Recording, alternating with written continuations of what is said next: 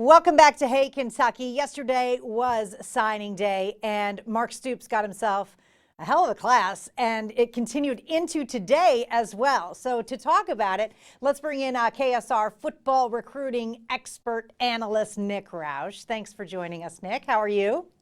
It's good to be here. It's been a crazy 24 hours or so. I haven't slept a lot. There's been a lot of caffeine consumed, but it was all worth it because it was another excellent class for Mark Stoops at the University of Kentucky.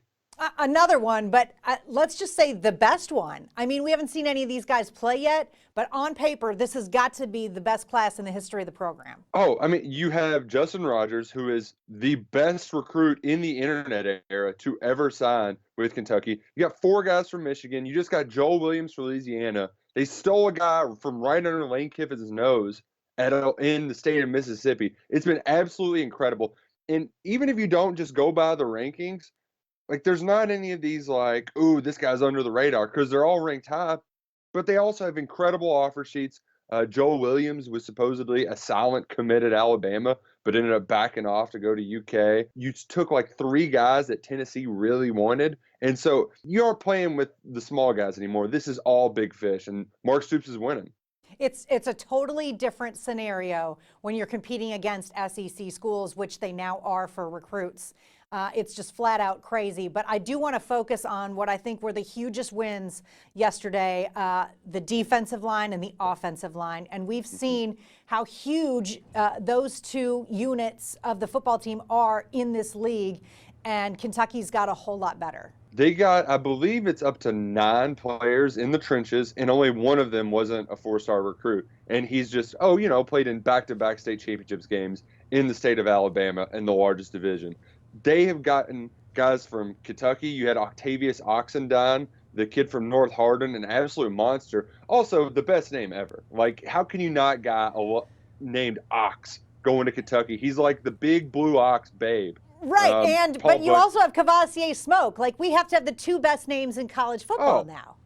Of course, of course. So you got the big ox, you got Josiah Hayes, who he was visiting Ole Miss last weekend, and Kentucky kept things really quiet. They were able to sneak out and get that commitment. He's the number 160th ranked player in the country. And then Justin Rogers, who we haven't mentioned, he could play on either side of the ball.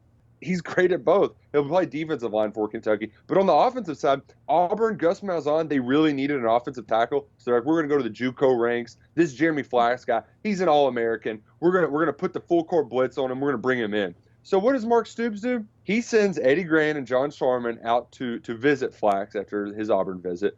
Meanwhile, Coach Klink and Stoops go up to Michigan to go to talk to his mother. They meet with her class. She teaches elementary school, and they read books to him. They did the voices and everything, and that's how they got him on campus. They sealed the deal, and they got a JUCO All-American. And also stars of the show is the quarterbacks, right?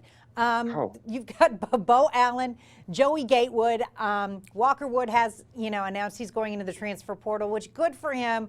I don't see him playing here, obviously, but talk about the quarterbacks. Eddie Gran jokes. He's like, yeah, I think we learned this year having a quarterback's a good idea. So they went out and got two. And what I liked is that Bo Allen, he was kind of the centerpiece of this class. They'd miss on some of their early targets. You had guys like Mac Jones, who's now at Alabama, Jaron Williams at Miami. They invested a lot of early time into him, missed on him, and had to go get transfers.